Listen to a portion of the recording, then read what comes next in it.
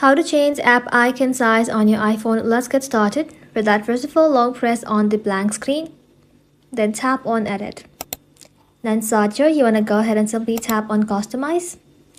And just like that, at the very bottom, you will be able to find two size icon options, small and large. You can simply tap onto it. Just like that, your icons will get bigger. This is probably the quickest and best way to increase app size on your iPhone. Now, if you want everything on your app to appear larger, including text, menus, and app, there's another settings you can use. You want to go ahead and simply open up settings. In search here, you want to go ahead and simply scroll below and then tap on display and brightness. Now simply scroll below, tap on display zoom. In here, you can go ahead and simply select larger text. And just like that, you can simply tap on this tick mark. Tap on use zoomed.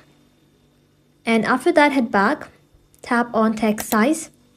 And just like that, you can simply increase this size. Once you apply the changes, everything on your iPhone will appear larger and easier to use. That's it.